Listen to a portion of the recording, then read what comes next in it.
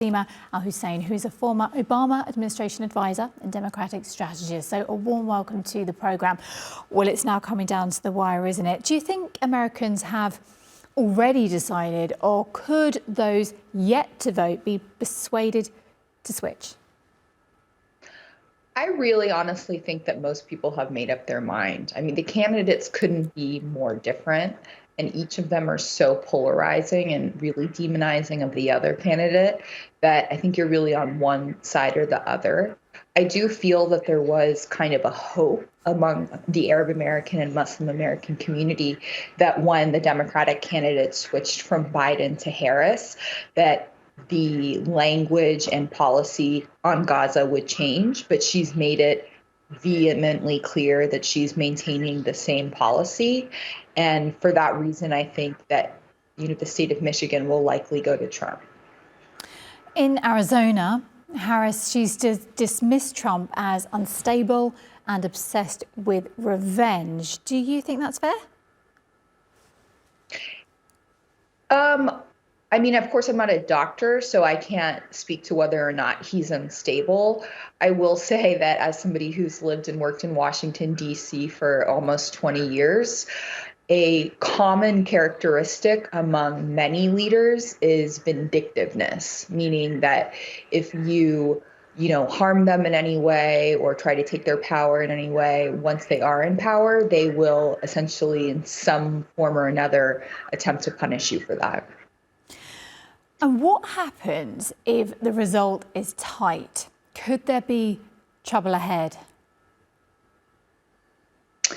I imagine that we're going to have a certain amount of civil unrest, no matter who wins, just because this is such a polarizing election and so tense. And so, I could see Kamala Harris winning, and then obviously the Trump voters extremely upset. But I could also see Trump winning and many of the Democrats taking to the streets and protesting. And sometimes, not all the time, but sometimes those protests can devolve into more of like a riot. We've seen that before. We saw that a little bit with the Black Lives Matter movement. And so there's always kind of a danger that when you get, large crowds together and they're highly emotional, that, it can quickly change the tone. And what about celebrities then? Because they're still coming out thick and fast, aren't they, with whom they're supporting. You've got the likes of Elon Musk, of course. He's probably Donald Trump's biggest, most visible supporter. And then maybe the most popular one on the other side is perhaps Taylor Swift or maybe Beyonce. Do you think huge names like this, huge stars, do you think that they do make a difference? Well, Elon Musk, beyond being a famous person, right, is throwing tons of money into the election, and that is definitely making a difference. So, for example, he is funding ads in Michigan that appear to be pro-Kamala ads, and the ad is all about how she's so excellent and wonderful for Israel, and she's the best friend of Israel, etc.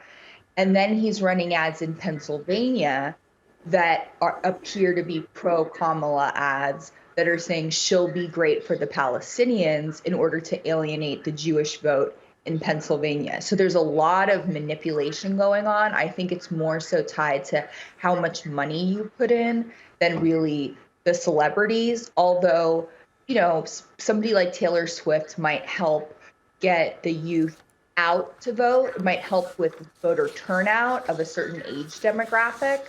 And then I'm not sure Beyonce is really going to make any difference. They didn't seem to make a big difference last time. Or with Hillary Clinton, actually. She was a big supporter of hers as well. Thank you so very much indeed for that analysis, Bassima Alghussein, a former Obama administration advisor and Democratic strategist. We appreciate that.